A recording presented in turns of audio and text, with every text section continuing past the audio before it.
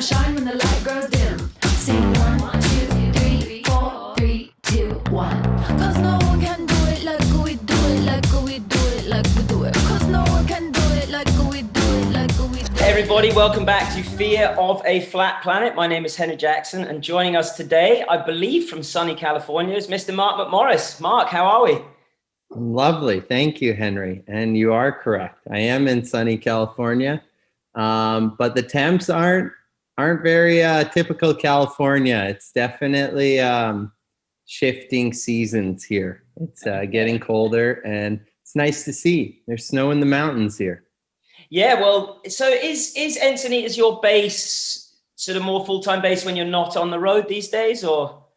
Yeah, pretty much. I would definitely say that. Try and come back here in between trips and events and things like that, just because it's an easier place to base out of and fly out of than Saskatchewan, as you could imagine. Yeah, I can imagine that. And it's, I mean, obviously not renowned necessarily for its mountain environment down there in SoCal, although you've got obviously Bear and Mammoth around. Yeah. Do you find it's a nice sort of disconnect after like a hectic season to change the scenery a little bit? Is that what a bit of the thinking behind that? Yeah, I think that's definitely the main reason why I ended up here. One, because I love it down here and I love skateboarding and surfing.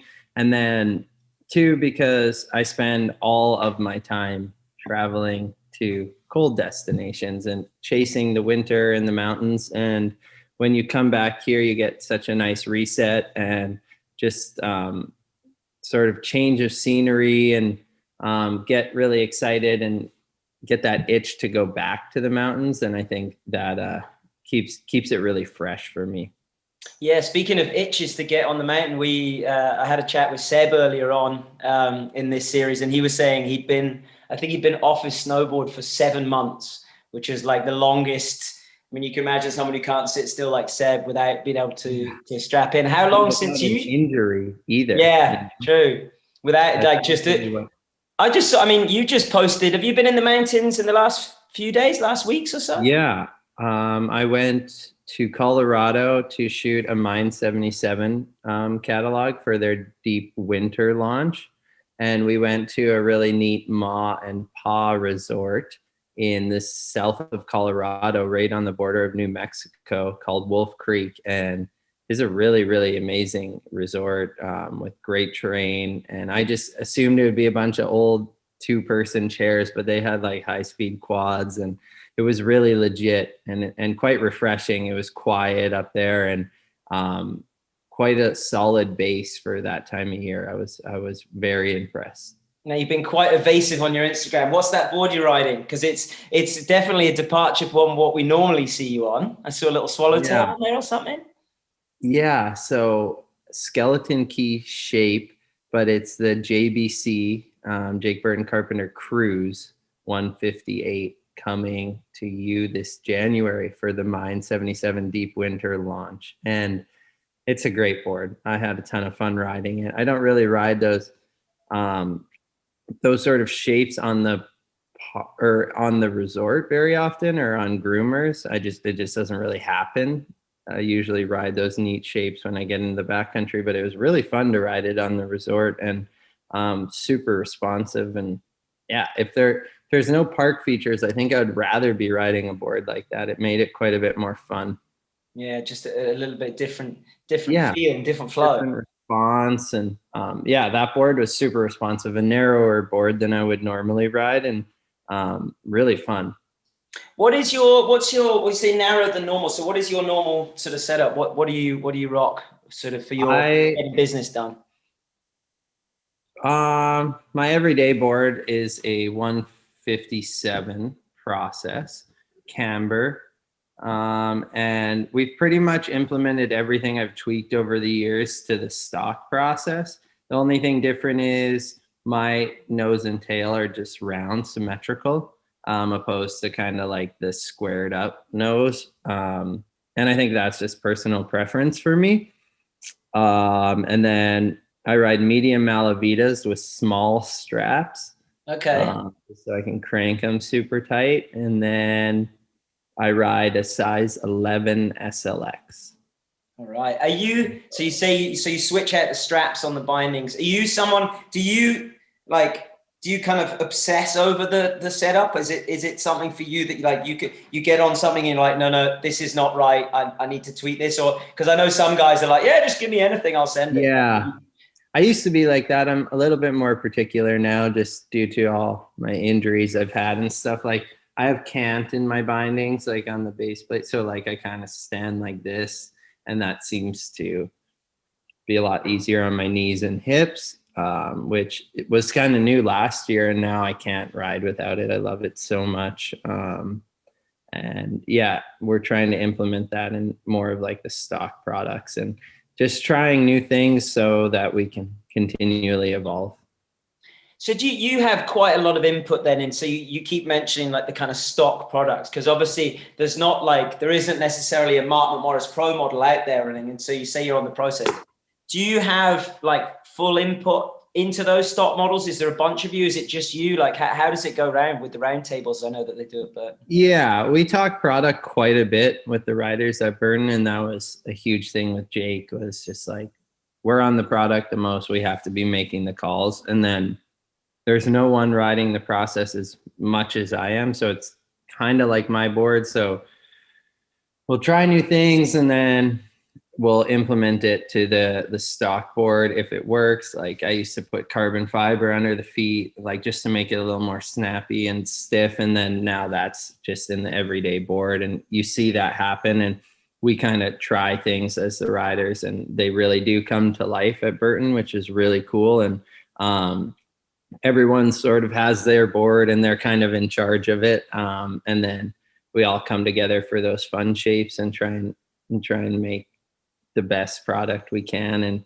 yeah, it's cool at Burton. We talk product a lot. There's been a lot of zooming going on this lockdown. And yeah, everything from bags to boots to bindings to socks to helmets. Like, we really talk it all, which is really cool. And glad to be a part of that family and that sort of just like initiative in the sense of us taking charge. Awesome. And speaking of the Burton family, of course, the news at the moment, other than the Mind 77 drop in, is of course One World is now out. Yes. I've not seen it yet. And actually after this, we were speaking off air about a good friend of ours, Jonathan Weaver. I'm actually popping round to his house to have a viewing. So we have Oh, nice. Yeah, we have our own premiere tonight. So I've not seen it yet, so I can't comment on the movie, but and I don't want to, ruin it for myself, especially. But so you're obviously part of the movie. As you know, it's one of these things in snowboarding that I think from the outside perspective, like someone who isn't integrally involved in snowboarding, it can be quite a difficult thing to explain, like this whole athlete side where you're training for X Games, Olympics, World Cups, that kind of thing. Mm-hmm. But also on the other side, you've got this whole creative process with filming a video part. Do you find it hard to separate the sort of mindsets between them? Does it sometimes get too much, or have you been focusing on one or the other? Or most years I will have a little bit of balance between the two, and that seems to as the years go by, make me more excited to compete if I have some other stuff going on. Too much of anything is no good. When I'm filming and competing, I feel like if I have a good balance, I'm doing my best and I'm having the most fun I can have snowboarding. So it's really important to me to every year have some sort of film project to be working on and not just focusing on contests, even though that's a really big part of what I do. But I think, it's just really important to me to have diversity in my season and try and ride all different aspects of snowboarding. If it's street, backcountry, contest, park, whatever it may be. This year was really cool to get to do that. And we haven't made a film as a team in 8 years since the movie. Has it been 8 years? Yeah. Wow. Crazy. Yeah, time flies. So like when I first got on Burton, we didn't make a movie that year, and then we made Standing Sideways in 2012 and then 13 in 2013. And then we've been on a hiatus since then. So it was really exciting, and kind of a lot riding on it, trying to make the best film possible. And of course, Jake greenlit it, and then he passed. So that was a little bit tough. And it was just a tough season all around because of COVID and getting cut short and things like that. But I think we did a hella good job nonetheless. And I think people are going to be really stoked on the film, and I'm proud of what we made. So there's a great movie that came out of it. Was obviously a horrible situation, was of course your Unbroken movie. Yeah. Was which sort of stemmed from this desire to get a video part film, because you were injured filming in the backcountry.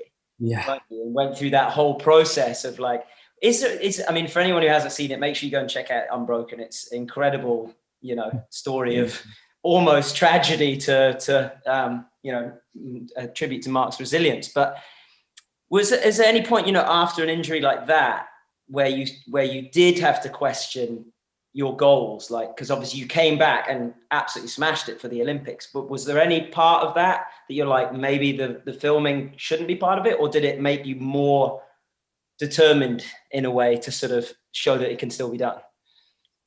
Yeah, I think definitely made me question what I was up to a little bit. Like, oh, I don't know if that was worth it, but it can happen crossing the street, like I'm a snowboarder, I have to snowboard. And I'll never forget, Jake came to Vancouver to visit me right after it happened. And he said that Sean told him, stay in the park.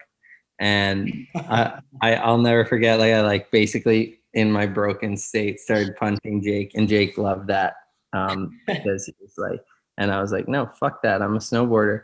I want to do all sides of snowboarding. It's not just park snowboarding and competing. And that actually, Jake would tell that story quite often.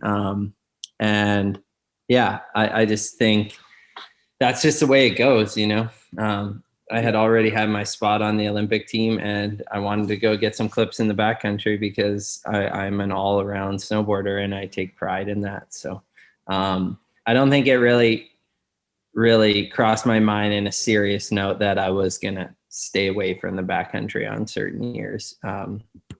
That's just a part of me, and I'm a snowboarder, and I'll always be a snowboarder. So you'll catch me back there. That's a funny little story about Sean. And speaking of Sean, of course, you recently surpassed his record for X Games medals. You're now the most successful medalist in X Games history on a snowboard.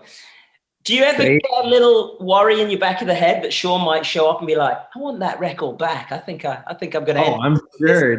He is showing no signs of slowing down.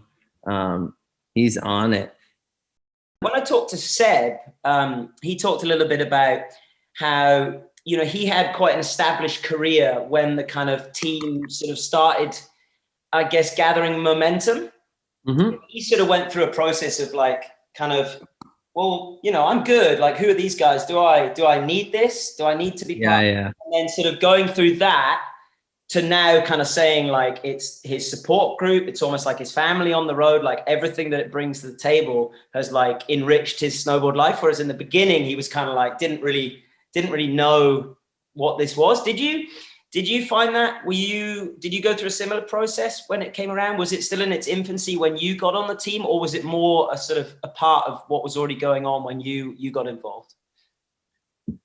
I was sort of a little bit in the same boat as Seb, because I was already on Burton, Red Bull, Oakley. I was already in the X Games. I was already traveling around the world. And then they announced it's going to go to the Olympics. And then there's a few people just hanging around now from Canada Snowboard. But luckily, those people were Chris Witwicky, amazing people that love snowboarding and are legit people in snowboarding, great photographers, not stepping on our toes, telling us how to do things, just there to help. And once you realize, oh, that's all they're there to do, welcome in, and Canada Snowboard is a really awesome organization, and they want to be authentic and legit in snowboarding because they respect the sport, and they've done a really good job opposed to some nations that I won't name, they're really authentic. And I really appreciate the way they approach existing careers and building kids' careers, So yeah, they had a lot of respect for us because they weren't going to tell us what to do, because in a sense, like, they're there because we kind of like brought snowboarding or slopestyle snowboarding to the Olympics, and now there's a program for it, and now they're working there, and we get to work together and try and like build that first Olympic team. And luckily Seb and I got to go alongside Max and Charles Reed in 2014, and that was really exciting times. And I think they've just done a really good job in the sense of like not stepping on our toes and kind of learning from what we had already and then building from there, and sort of harvesting the younger athletes' careers, and just giving them the opportunities to reach their full potential. It's been really amazing to work with Canada Snowboard, and I'm impressed with the people they have hired to do the roles, and how they go about it. Pretty crazy as well now when you see what's actually available, like the resources, throughout a lot of teams, and especially I see it with the Canada team, like, wind the clock back even pre-Olympics at times, riders were, there wasn't much training. There wasn't any physio, more or less. There was no mental coaches. There was no sports psychology involved. And now, certainly on that side of the sport, because as we talked earlier, is different size to it. On that side of the sport, there's really the right resources available. Do you dip into that a lot? Have you got your own program? Do you do any like mental coaching or much like specific training regimes or anything like this? Like I'd say I take advantage of some things. Like heavily, I take advantage of the physio. Jeremy Shepard, who is an amazing sort of sports scientist in the sense of like body mechanics and rehabilitation and things like that. I don't necessarily take too much advantage of like the sports psychology, just because like, I don't know, my headspace and competing has worked for me. And if it ain't fixed, or if it ain't broke, don't fix it, is sort of my MO with that. And I kind of just stay in my bubble, talk to Burwell, talk to my boys, stay around my friends. And that seems to allow me to succeed at the right events and at the right times. But like, yeah, it's crazy. If you really need it, the resources are there of like a professional sports team. You can talk to a sports psych, you can see a nutritionist, you can do all this stuff, which is amazing for snowboarding to reach that level. And it's awesome to have those resources. So feeling super lucky to be a part of that program and get to access all those neat things. Yeah. And are the sights sort of set on Beijing? Is that the focus now? Is that kind of, is your sort of rudder already pointing towards that direction? Yeah, I would say that's a bit of my North Star, if you will. Yeah. Well, yeah. So coming into this season here, we're just like a month away from, well, yeah, I guess next month at this time we'll be at the first World Cup in Copper, and that is the first time we can start building towards our spot. So the Canadian team will give 2 spots away by this spring, and I've been lucky at the last 2 Olympics to be in the top 2, so you get that spot almost a year in advance, which is super clutch, and it allows you to sort of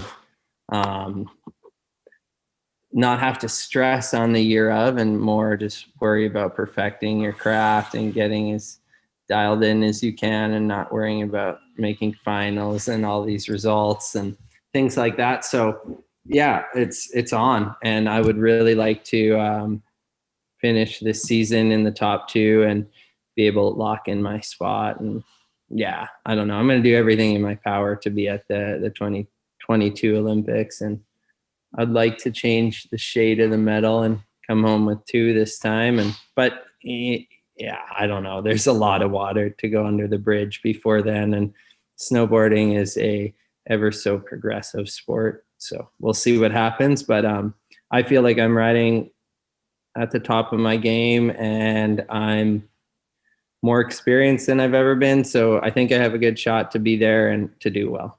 Yeah, wow, very good. And you've been, you've obviously been on the team for a while. There's something through these interviews that I have noticed now is the team is more or less made up from guys and girls who are not really from Canada's like biggest mountain ranges.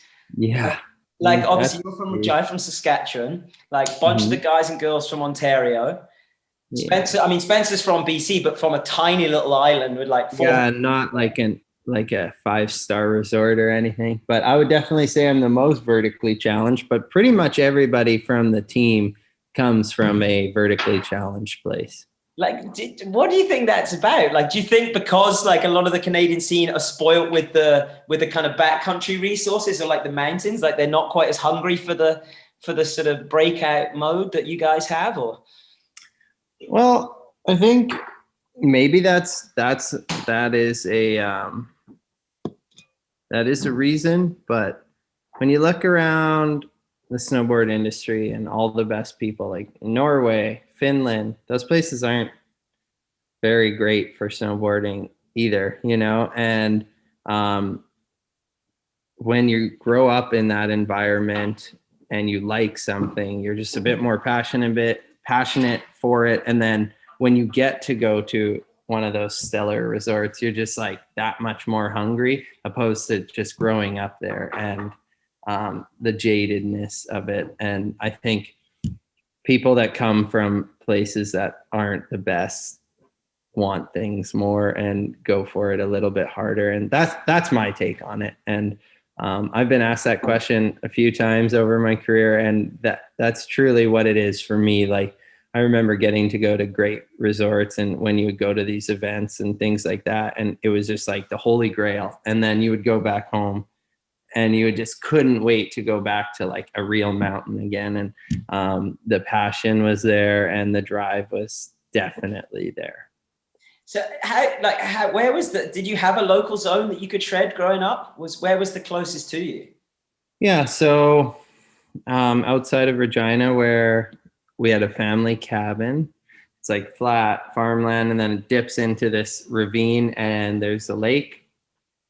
And the ski resort's on that little drop, and it's 290 feet vertical. And dude, I don't know, like you don't need much to learn the fundamentals, and to get really good at the fundamentals, you don't need much. So yeah, we would be out there every weekend. And then luckily when I was 13, I think, or 12 maybe, Team Saskatchewan started. So there was sort of like the chaperone that would take us 6 hours west to like Banff, Calgary Olympic Park, places like that, which were so good compared to where we grew up.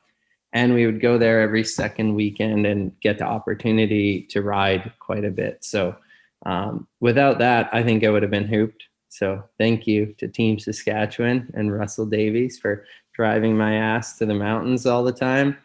And then, yeah, people started to recognize, and then I got to travel a bit more and more and more, and the rest was history. Yeah, so you did come up through the kind of the local provincial teams, because it's something that I've heard a bunch about. And anyone who's listening, you can go on the Canada Snowboard Team.ca and donate. $20 or more, you get a tax-free receipt, and you can actually choose which zone it goes to the PTSA. So you can donate, of course, to the major teams. But you can also choose if you want it to go to the Saskatchewan team. If you've got any, what are people from Saskatchewan called? Actually, forgive my ignorance. Saskatchewanites. So if you are a Saskatchewanite and you want to donate directly to that team, so we can get some more Mark McMorrises coming up, you can do that. And so just one last one, Mark. So your whole career, it's obviously been one of the most successful ones. If you had to pick one contest, which really like. It doesn't even have to be about winning or a position. I mean, I talked to Spencer about it, and she remembers a contest where she got completely in the flow state, or Mikey was about a comp that he just was having a shocker and then managed to sort of pull it through. Like, if there was one that you could pick out, what would it be? Probably the slope style in X Games 2019. There was 3 runs, blew it on the first 2, and I was last to drop on the 3rd run. And I think I went from like 8th to 1st and did still to this day, for me, the best run I've ever done in a slopestyle contest. And just like the joy that brought me was incredible. And having all my friends and family around, like that feeling is sort of unexplainable. And was it, and for you, was it more about the run than actually, like, you know, had the, like, for you said that's the best run you've ever done. Did you just get to the bottom, like, proud of what you'd achieved, like, personally? Yeah, exactly. Like, I don't care what happens. I wasn't even worried about the score.